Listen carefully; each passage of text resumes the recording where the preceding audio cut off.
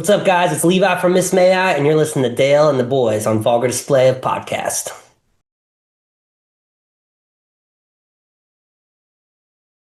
Hi, and welcome to the Vulgar Display of Podcast, live from the Barn Studio. You got the Mox, Dale, Anthony, and Mike in the house today. Yeah, boy. And we're joined via Zoom right now with Levi from Miss May I. Levi, how are you, man?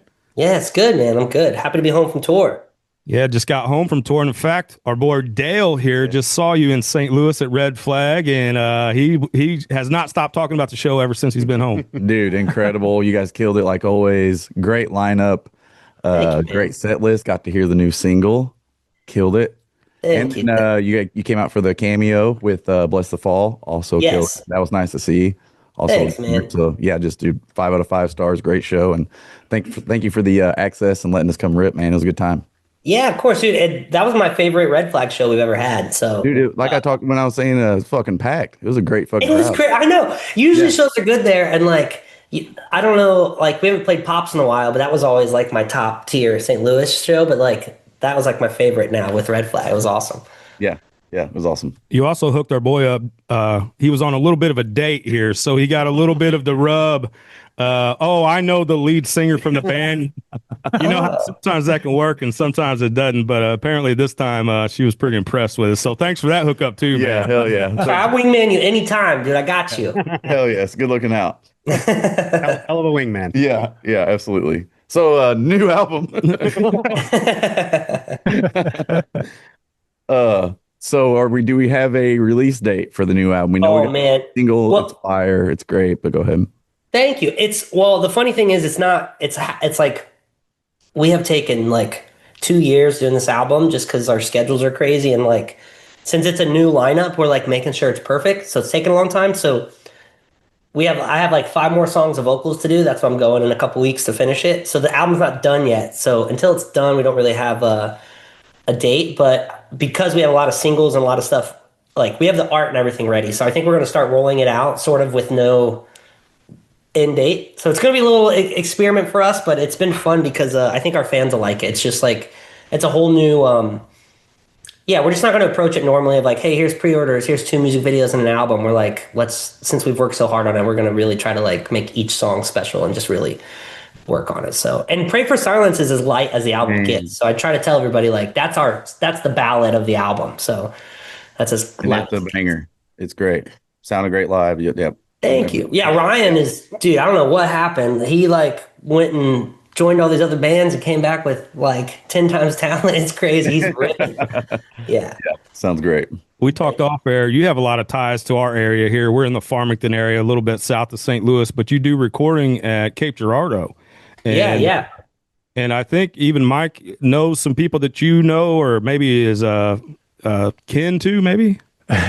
Yeah, Mark Worley is my cousin, who I believe was in your wedding, possibly. No, not Mark. No, he was your best man. Hacksaw, Ben Schulte. Oh, Yeah, Ben Schulte. Schulte. Yeah. Okay, yeah. So Ben was the singer in a band I used to play in. No way. You know, he was just sending me pictures of guitars 2 days ago and said he's getting ready to play again. Yeah. Uh-oh. Yeah, we were actually just talking about that show, that reunion show. But yeah, Ben was my singer like way back in 2002. Yeah. Crazy. It's funny because he's an amazing singer and he doesn't ever show it. He has to have like some drinks and then he'll start singing. And I'm like, what? Why do you do this all the time? So, and he looks amazing. Like, yeah, he was the best man ever, man. It's my favorite part, not to go on a Ben Schulte tangent, but like my favorite part of him being my best man was like, first we did this huge, beautiful wedding and forgot to order champagne. So everyone was drinking beer out of nice glasses. And we're like, idiots. And he's saying his like toast. And then his big zinger was that which was true at the time, but he slept in a bed more with me than my wife had at that point. We shared bed way more than me and my wife did. Like this. Yeah, Ben's a great guy. He's also my wife's second cousin. So no way. Yeah. And That's great. funny enough, so I don't know if he's ever talked about his good friend Rusty. We're actually interviewing Rusty, who was in his band Last Flight Home, after we talked to you, because they are doing a reunion show in St. Louis. So yeah, it's in November, right?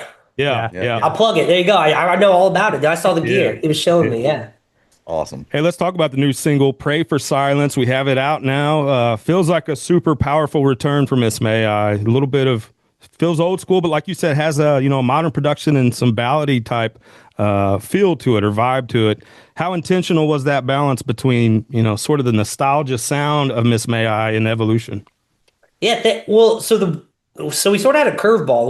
We knew the lineup was changing. We knew we were doing everything, but it was sort of like traumatizing to us because obviously we don't want the original lineup to change. So that whole thing was just sort of a mess. And Elijah was amazing. He was a fill-in before he became part of the band. And we go into the studio, and then we worked with Elijah for the first time, and it was just sort of, we were dumbfounded because we've been with the original lineup since high school, and BJ and Justin, the original guitar players, always started the songs. So we got into a room, and he's like, "Okay, where do we go?" And we're like, "Oh shoot, those guys aren't here." We're like, "We don't even know where to start." And so, which was cool because Elijah was that for all his projects. So, and being from Missouri, it's like in the same age.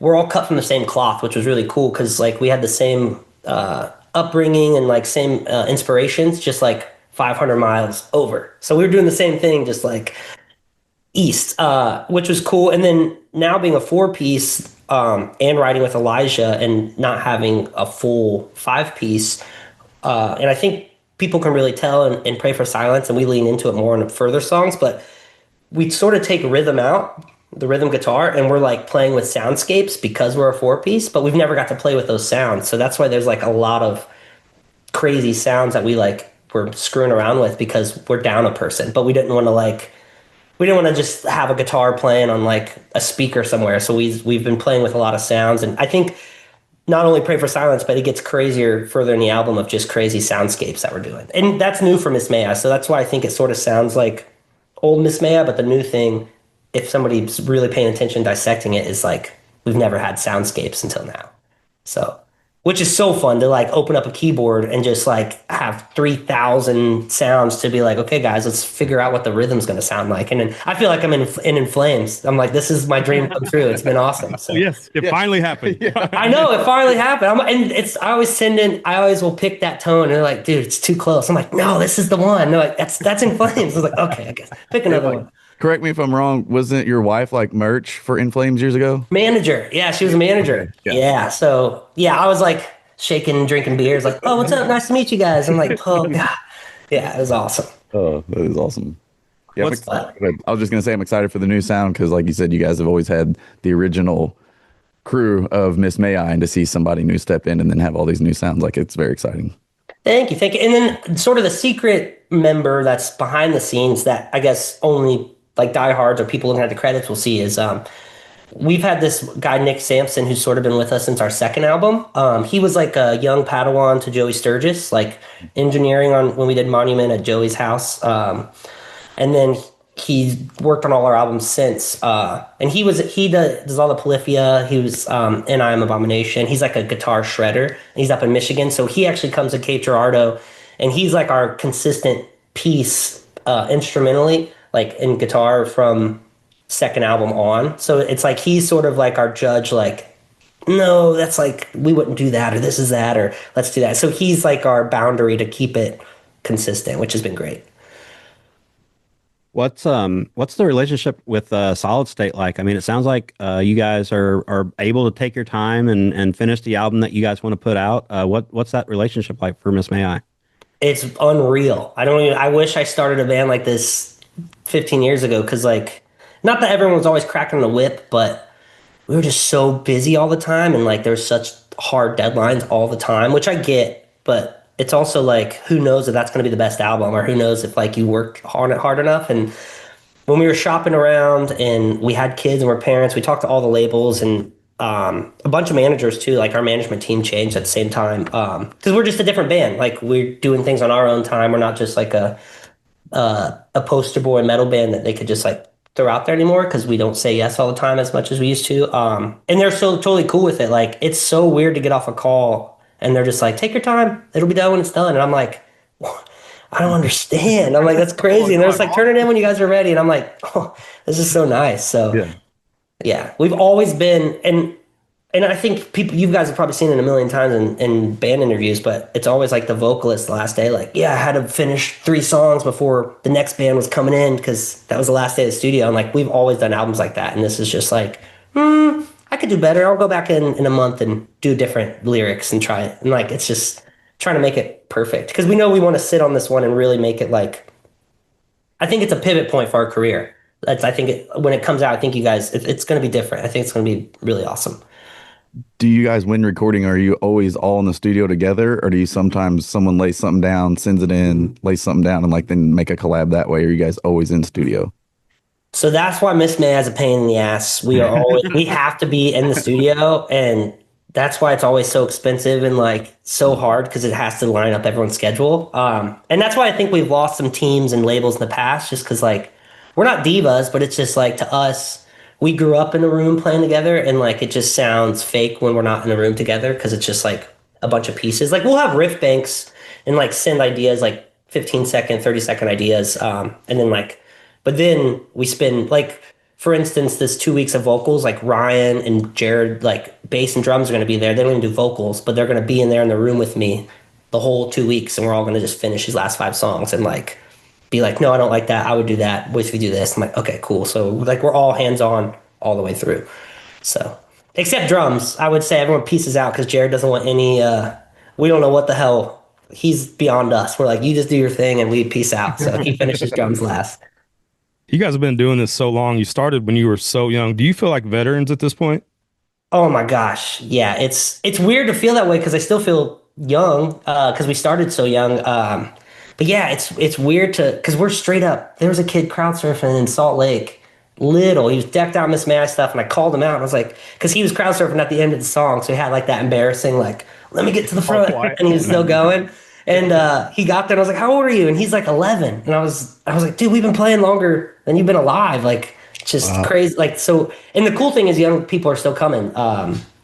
So that's like, yeah, I don't know. It's like a dream to be like a like.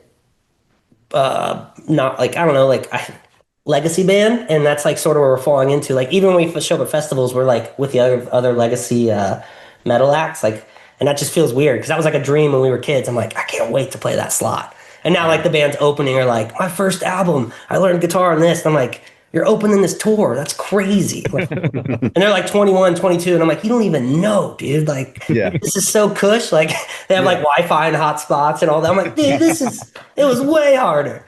Yeah. Do you find yourself ever giving them advice, younger bands? And if so, like if there's a younger band on listening to this or watching this now, what advice would you give to them?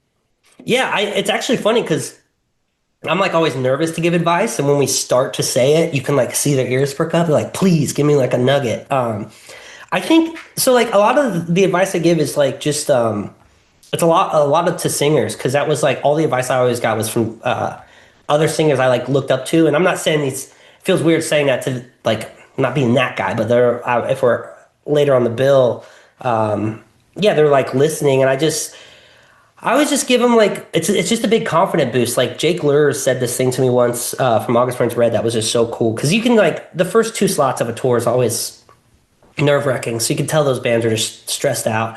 And if they're younger, I can definitely see it. And it's just like the confidence of there's a reason that you have the microphone and not the rest of the guys on the stage. Like Jake told me that when I was freaking out one day. And he's like, there's a reason you have the mic and not the other guys. Like, they trust you. You got this. And you're just like, okay. And that was like a big thing. And then, so I always try to tell guys that for confidence. And I always just also try to just teach health stuff of like actually warming up, drinking water, which I know it sounds so generic, but you'd be surprised of guys who will go like days without drinking water and be like, I don't know why I can't talk. This is crazy. I'm like, dude, you gotta like, I know it feels dumb, but it's an instrument. So, but yeah, and then obviously the landscape though, business-wise, has changed. So we're sort of learning from younger bands because it is adapting quicker than you can even keep up. It's crazy. It's a whole new economy. So it sort of goes both ways now, which I think it was like that when we were younger because we were like the hot MySpace, Facebook band teaching Carnifex and Impending Doom and all these bands like, hey, this is how you use MySpace better or use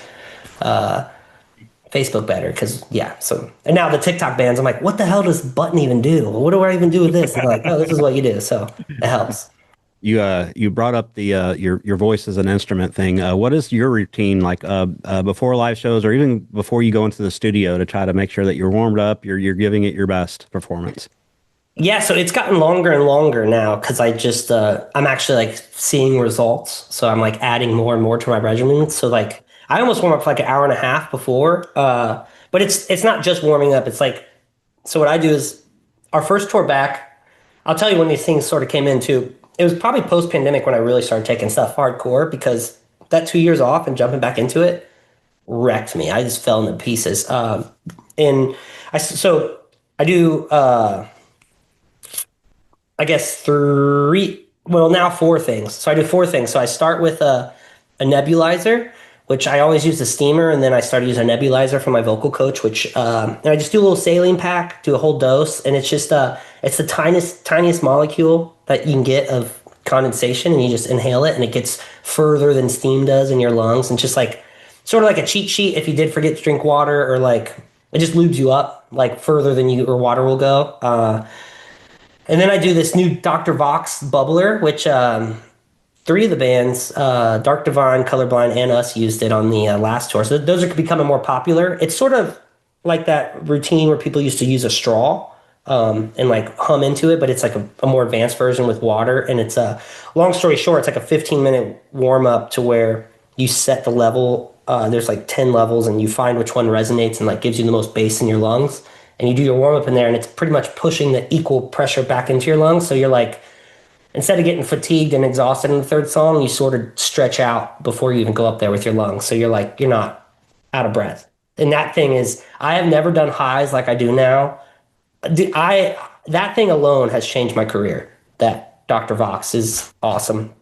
And then I do my normal Melissa Cross warm ups, which I've done since like before we started touring. Our first manager got me those, and I've met her and went through them with her, and I do those now. But the thing I've added on this last tour, just because I don't know, the older I get, I think I'm getting allergies or body's falling apart. But I do it with like a steam mask, and I do the warm ups, and just literally the grossest snot just comes out of my face while I do the warm ups, and then I'm like ready to go. And it's a cleaner stage because I used to be like shooting snot rockets all over the stage. And that's like gone because I can't, like if you yell, it like rattles out. But if I steam it and do warm ups, it all comes out before the set, so I don't have to destroy the stage. So it helps. But yeah, I do all four of those. So, and then if I'm scared, I'll eat some raw ginger if I'm not feeling it. But that's like broken glass emergency.